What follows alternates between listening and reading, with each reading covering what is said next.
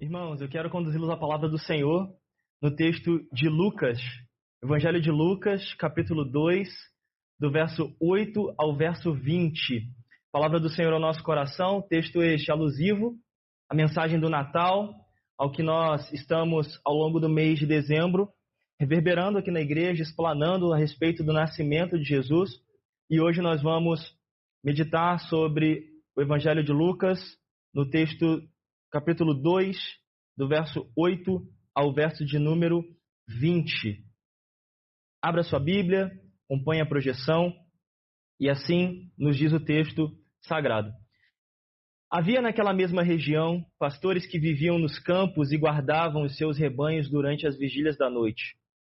E um anjo do Senhor desceu aonde eles estavam, e a glória do Senhor brilhou ao redor deles. Ficaram tomados de grande temor. O anjo, porém, lhes disse: não tenham medo, estou aqui para lhe trazer boa nova de grande alegria, que será para todo o povo. É que hoje, na cidade de Davi, lhes nasceu o Salvador, que é Cristo, o Senhor. E isto servirá a vocês de sinal. Vocês encontrarão uma criança envolta em faixa e deitada em manjedoura. E de repente, apareceu com um anjo uma multidão do exército celestial, louvando a Deus e dizendo: glória a Deus nas maiores alturas e paz na terra entre os homens a quem Ele quer bem. Quando os anjos se afastaram deles e voltaram para o céu, os pastores disseram uns aos outros: vamos até Belém e vejamos os acontecimentos que o Senhor nos deu a conhecer.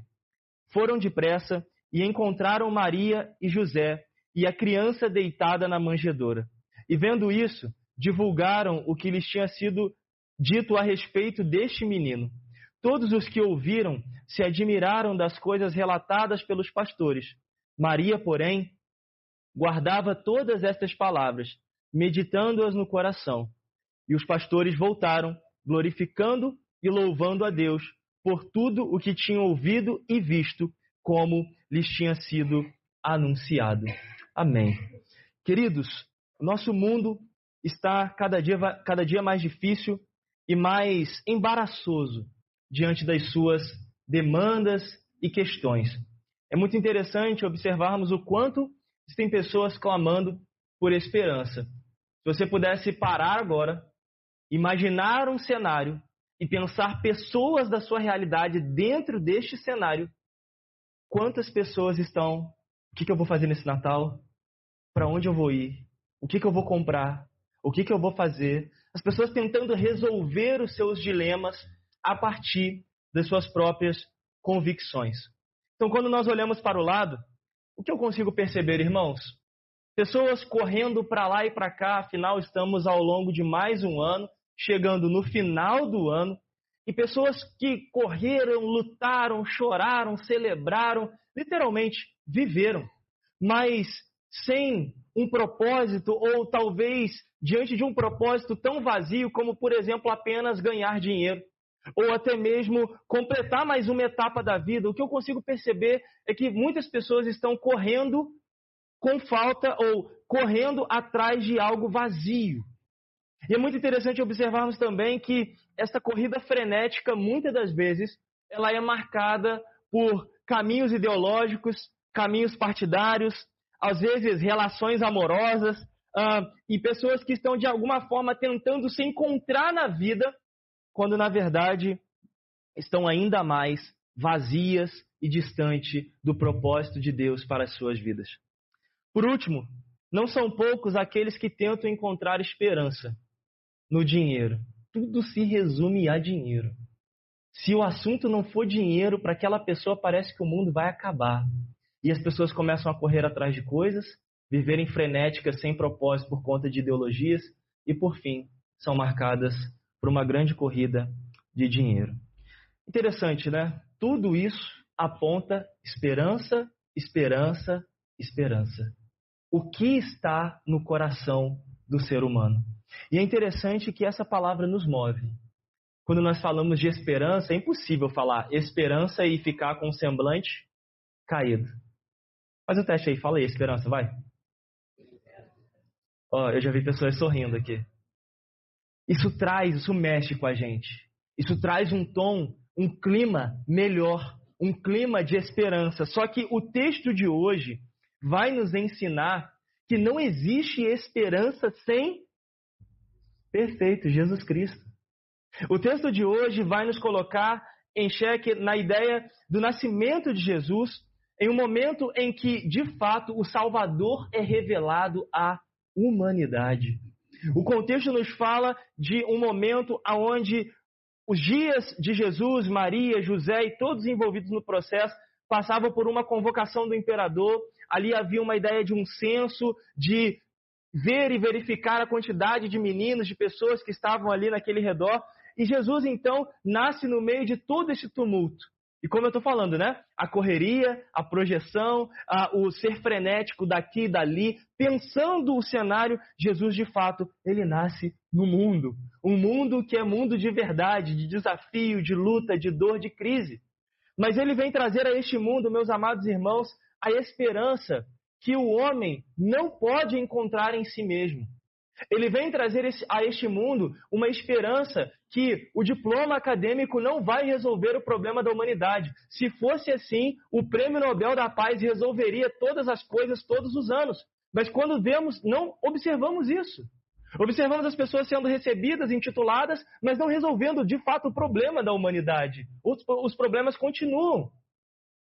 Mas a partir de Jesus, nós observamos que ele é a salvação, que ele é a esperança, porque ele vem cumprir um propósito que já tinha sido arruinado lá no início do mundo, que é o propósito da ideia do pecado. Jesus vem restabelecer a história. E aqui, quando estes pastores estão diante do anjo do Senhor, o anjo lhes diz: olha, eu venho trazer a vocês uma o quê? Boa nova de grande alegria. É que lhes nasceu o Salvador. Lhes nasceu o Salvador. E nesse sentido, queridos, o texto vem falar sobre a revelação daquele que veio reconstruir a ponte que foi de fato desconstruída pelo pecado. E assim nós estamos diante de Jesus, que é o rei, que é a descendência de Davi e que veio cumprir o seu propósito primário para o seu povo e, obviamente, espalhando a sua salvação para todo aquele que nele crê.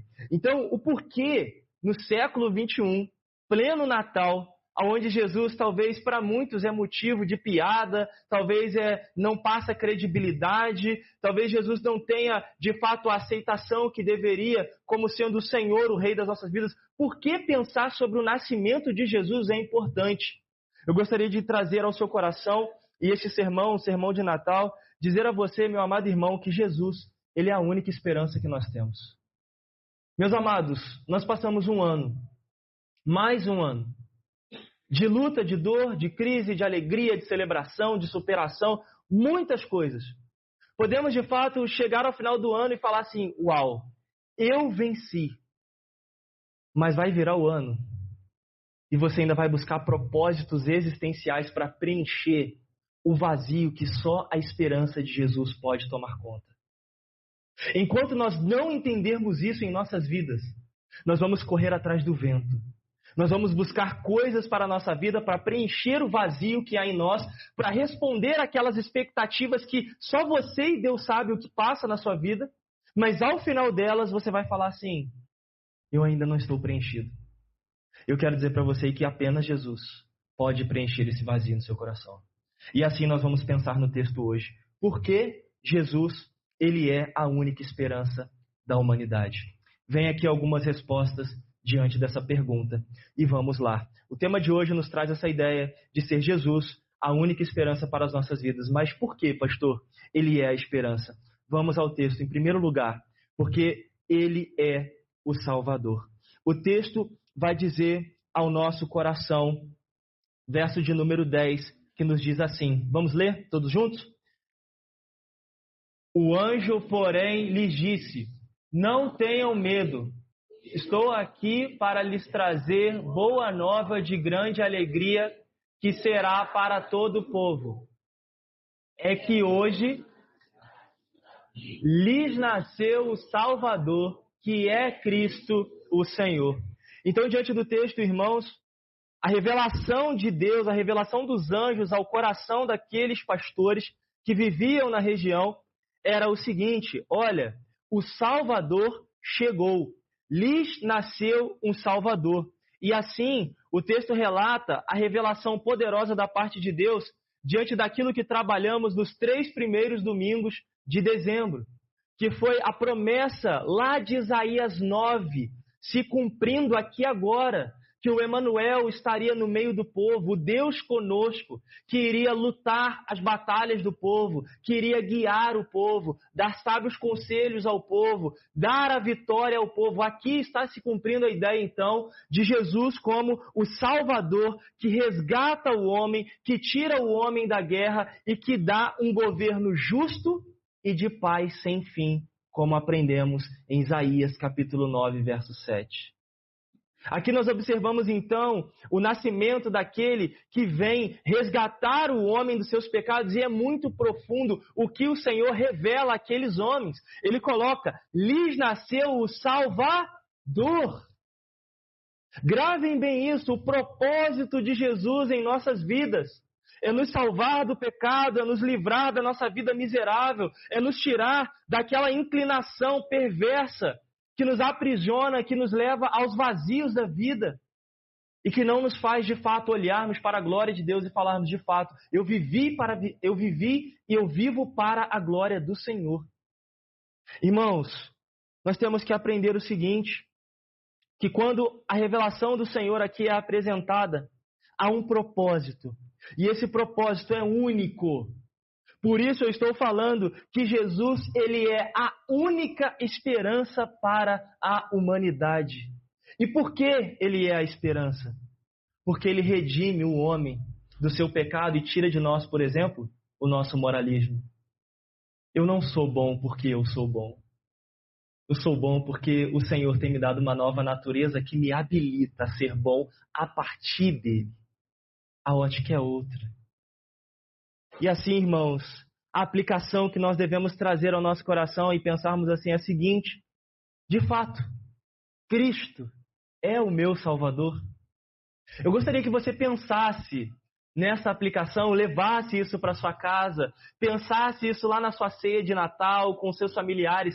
De fato, Cristo é o meu Salvador. Mas pastor, por que você está me perguntando? Eu estou aqui todo domingo, ou eu venho aqui pelo menos uma vez por ano, pelo menos no momento de Natal, ou eu venho aqui uma vez ou outra, eu passo por aqui. É exatamente essa pergunta, é para você, é para aquele que está aqui todo domingo, é para aquele que vem aqui uma vez no ano, e é para aqueles também que oscilam entre uns momentos e outros na vida da igreja.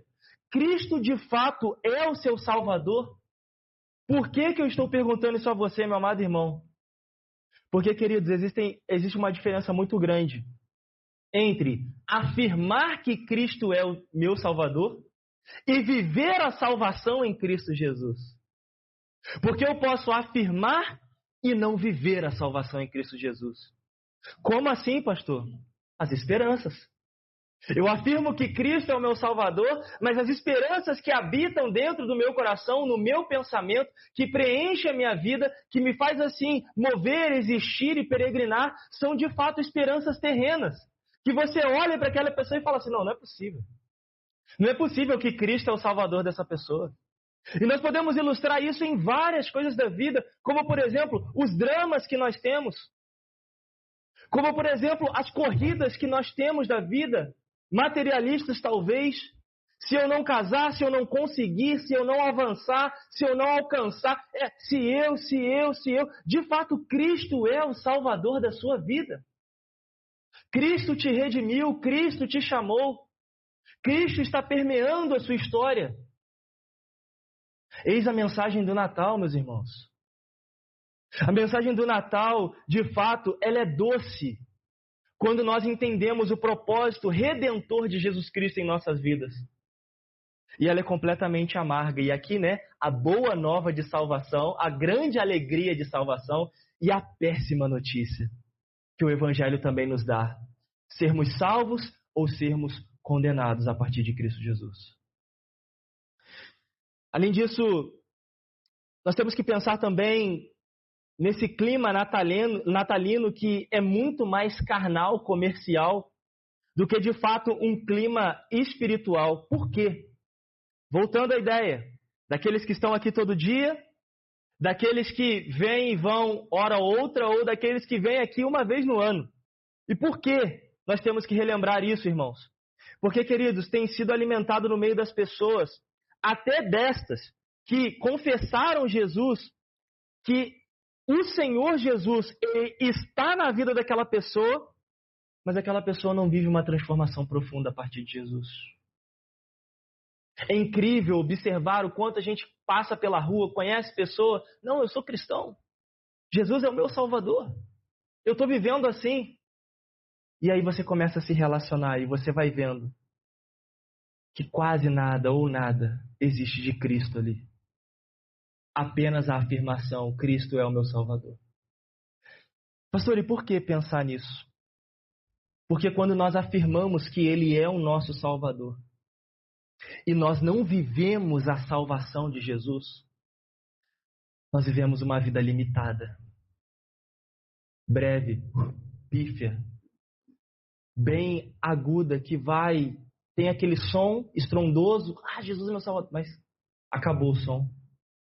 É tipo aquele guerreiro na entrada da cidade, naquele grande portal chinês, que ele pega o instrumento e bate naquele prato e bum, eu sou de Jesus. Mas à medida em que o som vai ecoando e ele vai se afastando, aquela ideia ela vai se dissipando no meio do tempo. Amados, eu tenho visto pessoas perdidas, sem esperanças, desacreditadas do hoje e do amanhã. E isto tudo é porque elas não viveram a salvação de Jesus. Mas hoje eu quero trazer ao seu coração a esperança de que Jesus ele pode reconstruir histórias. Eu quero trazer ao seu coração de que Jesus pode dar um novo sentido à sua vida. Eu quero trazer ao seu coração de que hoje lhes nasceu o Salvador. A ideia do Natal traz a nossa esperança, o recomeçar da vida a partir de Jesus. E nós podemos fazer isso quando nós afirmamos que Ele é o nosso Salvador e vivemos a sua salvação. E é exatamente isso o que nós aprendemos, porque, observe o verso 14, o texto nos diz assim: glória a Deus nas maiores alturas e paz na terra entre os homens a quem Ele quer bem. Ou seja, a salvação para as nossas vidas não parte de nós para Deus, mas é a quem Ele, ou seja, de Deus para nós. Então, o céu, neste contexto, ele esteve de fato em júbilo, regozijando por essa grande oportunidade de salvação em nossas vidas. Portanto, quero dizer a você o seguinte: tome posse dessa salvação. Olhe para Jesus e viva a esperança que só Ele pode dar. Primeiro motivo, Ele é o nosso Salvador. E o segundo motivo pelo qual o Senhor é a nossa esperança é porque Ele é o ungido de Deus. E ao falar que Jesus ele é o ungido de Deus, eu quero dizer uma coisa para você. Apenas Jesus pode nos reconciliar com Deus. Não existe outro caminho. E é interessante pensar na história das religiões, e aqui de várias religiões, que tenta de fato redimir o homem dos seus próprios caminhos. E interessante é que o homem é o centro dos seus próprios caminhos. Mas quando nós olhamos para Jesus, o homem não é o centro do caminho. O centro do caminho é o Senhor Jesus. Ele é o novo referencial. E é muito interessante o quanto as outras religiões, por exemplo, elas colocam para nós a necessidade de autoafirmação do que eu posso, eu consigo, eu vou parar. Mas todo domingo, aqui na igreja, por exemplo, no ato do culto, nós confessamos os nossos pecados a Cristo porque nós sabemos que sem o Senhor, não dá. Sem Jesus não dá, não dá. Sem Jesus não dá para viver, não dá. É por isso que nós cantamos isso. Ele é ungido de Deus. E vamos ao texto. O que nos diz a palavra do Senhor no verso 11? Vamos lá? É que hoje, na cidade de Davi, lhes nasceu o Salvador, que é Cristo o Senhor. Já bem, Avançando um pouco mais ainda neste verso, que é o centro da mensagem, nós observamos alguns títulos aqui. A ideia de ser o Salvador, ser o Cristo e ser o Senhor. Então a revelação, ela aponta para nós que o nascimento do menino, lembra lá Isaías capítulo 9, verso 6. Um menino? Exatamente. Olhe só os atributos deste menino. Olhe só as características. Olha só a importância desse menino. O texto fala Salvador, Cristo, Senhor. O texto vem nos ensinar que Jesus, ele é o representante de Deus entre os homens. Não sou eu, não é você, não são as promessas da ONU, não é o seu professor, não é o seu patrão, não é o seu vizinho, não é o seu marido, não é a sua esposa, não são os seus filhos. Esses nada podem fazer diante de Deus. Mas o Senhor Jesus, ele é aquele que veio aqui à terra para assim nos trazer essa unção da salvação, se assim podemos dizer, veio trazer a nós a reconciliação. E o que significa isso, pastor? Qual é o significado disso para a minha vida? O significado, irmãos, é que Cristo ele é o instrumento perfeito, meus queridos. Que nasce, que vive sem pecado, que cumpre a vontade de Deus em perfeita obediência, coisa que nós não fazemos, coisa que nós não temos a habilitação para fazer. Mas esse Cristo, ele é aquele que vem revelar a vontade de Deus ao seu povo. Ele vem também cuidar do povo, representar o povo, e ele vem também governar sobre a vida do povo. Isaías capítulo 9. Jesus, então, ele é aquele que é o profeta, ele é aquele que é o sacerdote do seu povo, e ele também é aquele que é o rei do seu povo. É aquele que, como profeta, revela a sua mensagem, traz mensagem de vida e esperança ao coração daquele que crê. Jesus também é aquele sacerdote que vem cumprir o sacrifício que nós não teríamos habilitação para cumprir. Então ele vem fazer todo o processo de mediação, cuidando do povo. Ok? Jesus também é o rei. É o rei que vem governar a nossa vida, é o rei que vem abrir portas para nós, é o rei que vem nos dar a esperança que o mundo não pode nos dar. E esse texto nos ensina algo profundo, irmãos, e a aplicação de número 2 que eu quero compartilhar com vocês é a seguinte: se Cristo é um instrumento de Deus para as nossas vidas, de acordo com o texto de Lucas, irmãos, existe a necessidade de sermos modelados por Ele. Existe a necessidade de Cristo permear a nossa história, mudar o nosso comportamento, mudar a nossa perspectiva de vida. E é por isso que no primeiro ponto eu trouxe a ideia de afirmar que Cristo é Salvador, e agora eu quero ir um pouquinho mais além na ideia de ser modelado por Cristo, ou seja, viver a salvação de Jesus. Pastor, mas como eu posso viver a salvação de Jesus? Como eu posso enxergar essa realidade de Cristo como o meu profeta, como o meu sacerdote e o meu rei? O texto nos fala, irmãos, o seguinte: nós, como servos do Senhor, no reino de Cristo Jesus, nós temos que estar atentos à palavra do Senhor. Como profeta que veio trazer a mensagem ao nosso coração. Irmãos, a falta de compromisso com a palavra de Deus tem levado muitas pessoas à ruína. E é por isso que eu estou falando e volto à ideia. Aqueles que estão aqui todo domingo, aqueles que vêm aqui apenas uma vez no ano, ou aqueles que estão apenas de passagem em alguns momentos do ano. A falta de ter Cristo como profeta de sua vida, aquele que profere a palavra de Deus, tem levado muitas pessoas à ruína. Cada vez mais é possível enxergarmos que a ausência de Cristo tem levado as pessoas às suas inclinações, aos seus pecados. E o curioso é que ainda hoje as pessoas insistem em uma vida sem a palavra de Deus. Mas aí quando tudo dá errado, quem que elas procuram?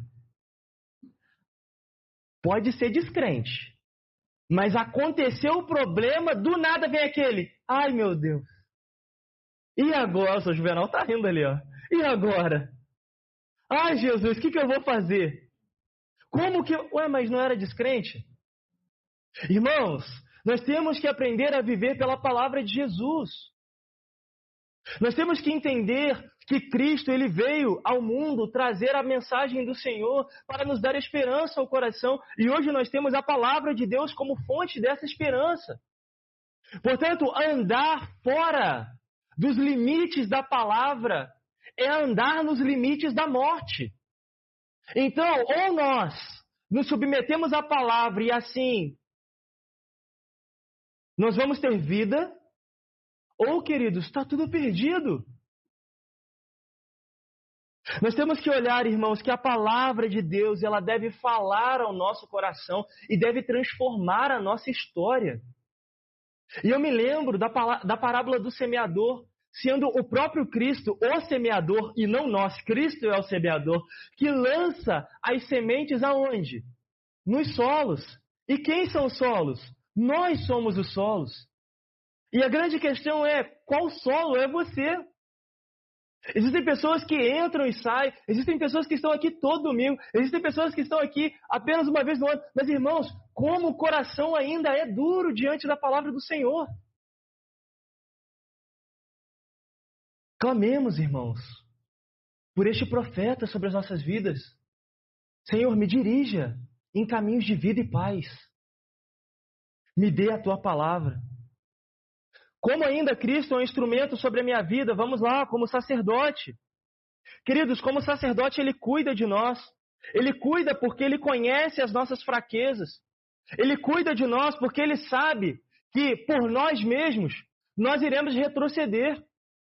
Nós vamos pelo mesmo caminho, da mesma forma. É aquela mesma história de Tom e Jerry. Eu sei que o queijo está ali, eu sei que ele vai me pegar. Mas eu vou lá. Sabe qual é o nome disso? Pecado. Mas o Senhor, ainda assim, diante da sua graça e do seu amor, Ele vem com o seu cuidado. E quando você está caminhando para lá, o Senhor bota uma barreira, aí você desvia. Mas aí você quer pular a barreira, Ele aumenta a barreira. E Ele vai cuidando de nós, e Ele vai cercando o caminho, porque é Ele quem nos conduz à salvação. E quando não existe o cuidado do Senhor em nossas vidas, nós caminhamos, irmãos, para qualquer coisa. E o que eu quero dizer como qualquer coisa? Pessoas pulando da ponte, pulando do rio, morrendo, se suicidando, porque acabou o dinheiro, porque acabou o matrimônio, afundado na droga, ou talvez porque perdeu o emprego. Mas nós não, a nossa esperança está no cuidado divino sobre as nossas vidas. E por isso o nosso Natal ele é repleto de esperança. Mas isso é quando nós entendemos o cuidado de Deus sobre as nossas vidas. E por último, o cuidado de Cristo, o instrumento de Cristo em nossas vidas como Rei. Ele é o Rei que veio governar e proteger a história do seu povo. Mas eis aqui uma questão. Você de fato vive sob, não sobre, mas sob o senhorio de Jesus? Amados, sinceramente, pegando a ideia aqui, olhem aqui, ó, todos para o microfone. Olhem. Quem dá o comando da sua vida? É você quem fala ou é Cristo quem fala? Quem dirige os seus passos? Quem governa a sua história? E é interessante, irmãos.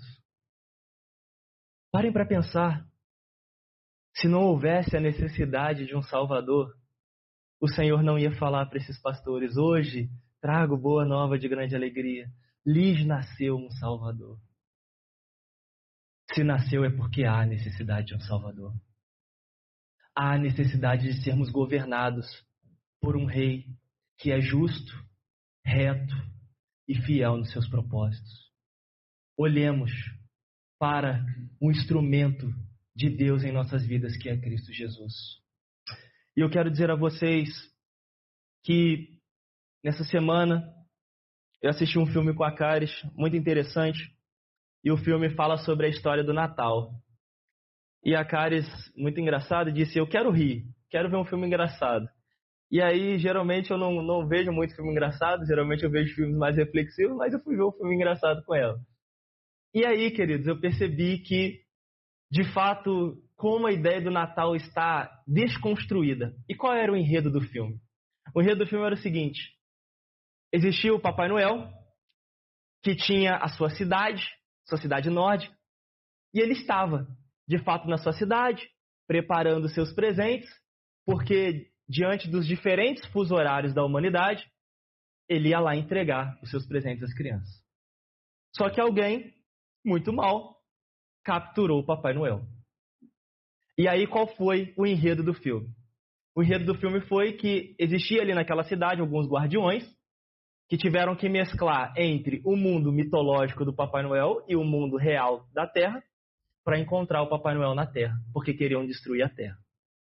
E ao final do filme, eles conseguiram lá recapturar o Papai Noel e tudo ficou harmonioso, belo e legal. E aí o Papai Noel foi lá e entregou seus presentes para todas as crianças que ali eram boas. E eu pensei comigo, ok, terminou o filme, a história está aí, e o mais engraçado é que termina com aquela música Vem que está chegando o Natal, pois nasceu Jesus, o Salvador. Eu falei, ué, exatamente. E aí eu falei, ué, como assim? Não entendi o final do filme. Mas a reflexão que pairou para mim foi o seguinte, ok, ele foi lá, desceu a chaminé, entregou o presente. Dia 25 é Natal, ok? Dia 26 é Natal? Dia 26 é aniversário da casa do São José, que eu saiba. Dia 27 é Natal? E o que acontece então, irmãos? Para onde nós voltamos? Para a realidade da vida. Acabou o vermelhão gordo ou malhado, que no filme ele era muito bombado. Acabou a realidade, acabou a mitologia, acabou a fantasia. Volta-se para a terra. E pastor, o que isso quer dizer com essa ilustração? Eu quero dizer, irmãos, que a esperança de Jesus, ela não brilha para nós apenas no dia 25. Jesus é a esperança todos os dias da nossa vida. Nos dias bons e nos dias difíceis. Porque apenas Jesus, Ele é a esperança das nossas vidas. Que Deus assim nos abençoe.